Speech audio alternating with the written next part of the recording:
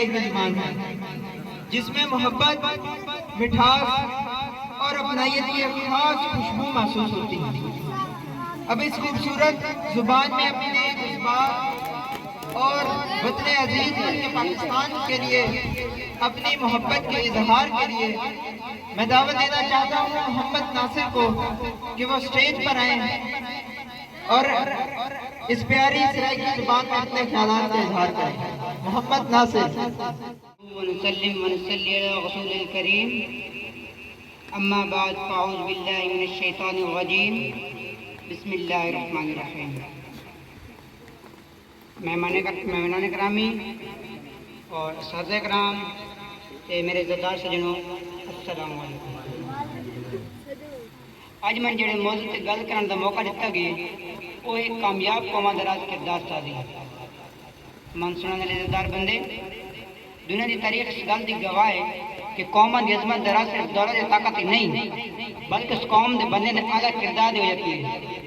جڑے لے کے معاشرے دے وچ سچ بولنے والے بندے ہوسن تا معاشرے ترقی دار چلسی۔ ایک مسلمان دی پہچان اس دے اخلاق، اس دی سچیاں گلاں، اس دی ایمانداری ہے۔ اللہ تعالیٰ دا ارشاد ہے ان اللہ لا یضیع اجر المحسنین۔ اس آیت کا ترجمہ یہ ہے کہ اللہ چنگے عمل کرنے والے بندے دا اجر ضائع نہیں کریندا۔ یہ آیت سن دسیندی ہے کہ سارے چنگے عمل کنا خالی نہیں ویندے۔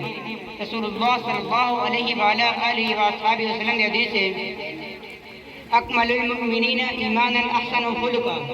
اس حدیث کا ترجمہ یہ ہے کہ تھوڑے وچ سب تو چنگا وہ جس اخلاق چنگے ہیں۔ یہ چھوٹی لیکن بہت واضح حدیث سن دسیندی ہے کہ سارے وچ وہ بندہ چنگا جس اخلاق چنگے ہیں۔ تعلیم کا مقصد یہ نہیں کہ صرف پیپر پاس کیتا بنے یا ڈگریاں کیتیاں بنے، بلکہ کہ جو انسان بنانا جو سچ بولے، اپنے وعدے پورے کرے کہ اپنے وسیلے سے فائدہ مند ثابت کرے۔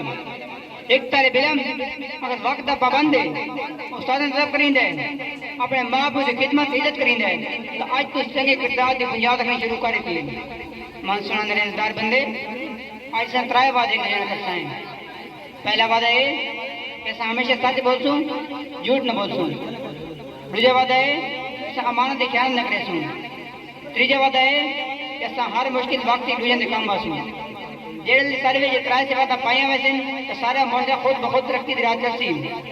اللہ تعالیٰ سے 3 وعدے پر عمل کرنے کی توفیق دے۔